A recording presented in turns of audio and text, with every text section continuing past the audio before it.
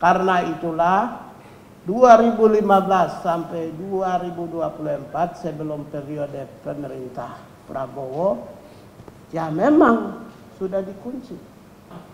Mengapa indeks demokrasi itu turun dan variabel-variabel apa yang dinilai oleh The Economist? Ini yang penting.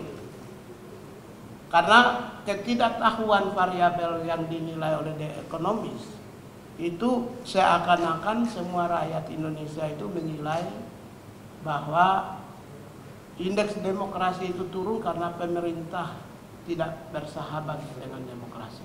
Ya. Variabel penilaian The Economist itu adalah satu, apakah negara memiliki aturan-aturan yang mengekang kebebasan demokrasi. Ya, ini variabel ya. Jadi variabelnya aturan. Variabelnya aturan. Apakah negara membuat aturan yang mengekang kebebasan dan demokrasi? Aturan berarti undang-undang dong. Ya. Peraturan pemerintah dong. Instruksi presiden. Keputusan peradilan. Jadi aturannya ini yang The Economist lihat. Sekarang ketika maka sejak 2015-16 ke atas sampai dengan 2024 itu ada beberapa aturan kita harus akui. Ya, 2024 itu sebelum pemerintah kabinet merah putih ya yang dipimpin oleh Presiden Prabowo Subianto. Sebelum. Karena data ini adalah penilaian turunnya demokrasi di 2024. Berarti sebelum kepemimpinan pemerintahan yang baru. Nah, kenapa dari 2015 sampai hari ini sampai pada tahun 2024 mengalami penurunan? Kita lihat ada beberapa, kita harus akui bahwa ada beberapa aturan yang menyebabkan tersumbatnya demokrasi. Yang pertama, peraturan Kapolri tentang hate speech 2015 atau 2016. Ingat waktu itu. Sehingga perkap Kapolri tentang hate speech itu sebenarnya mengunci demokrasi. Perkap itu. Yang kedua, Undang-Undang MD3 di DPR.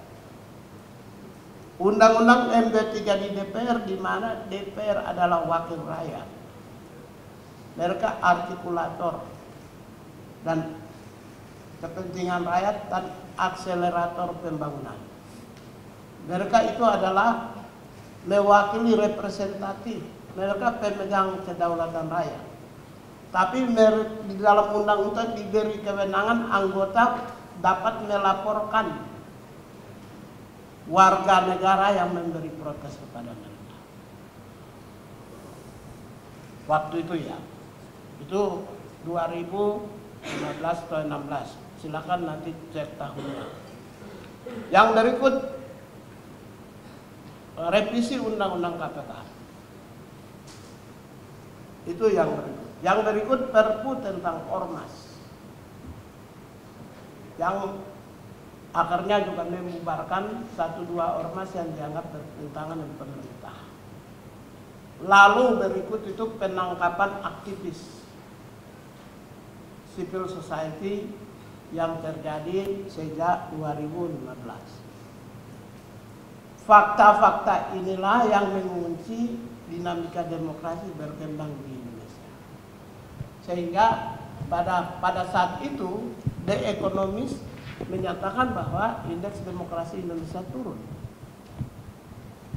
Ketika peraturan-peraturan tersebut tetap berlangsung sampai 2024, maka ya siapapun presidennya, sehebat apapun pemimpinnya, sedemokratis apapun pemimpinnya, ketika peraturannya terkunci, ya tetap demokrasi akan turun.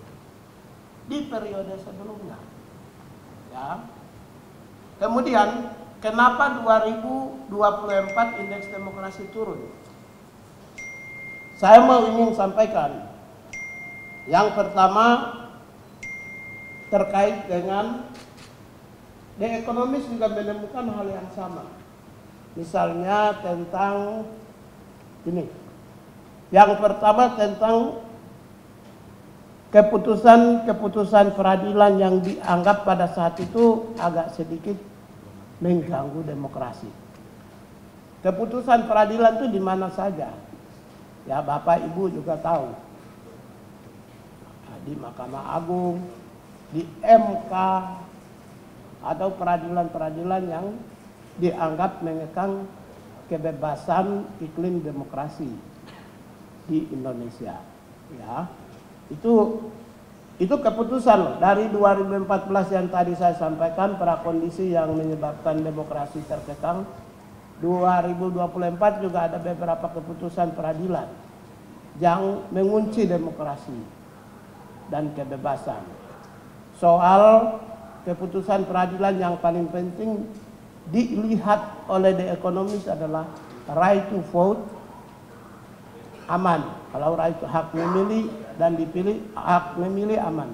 Tapi soal hak dipilih, right to take a part of government, bagaimana warga negara menjadi bagian, punya hak untuk menjadi bagian pengelola pemerintah, itu ada keputusan peradilan yang memberi ruang, dianggap sebagai suatu keputusan yang tidak adil menurut The Economist. Ya, saya tidak bisa sampaikan, Bapak Ibu tahulah. Ya, itu yang pertama. Yang kedua, waktu itu ada usaha dan dari DPR RI yang mau menganulir keputusan MK Agustus 2024 terkait Undang-Undang Pilkada. Itu dianggap juga agak sedikit mengganggu demokrasi.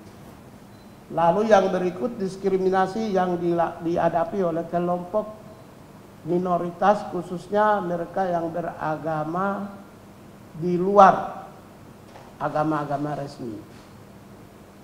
Itu aspek yang berikut. Lalu kebebasan berpendapat yang menyebabkan ada beberapa orang yang diproses hukum, terutama aktivis yang diadili karena menyampaikan pendapat, pikiran, dan perasaan.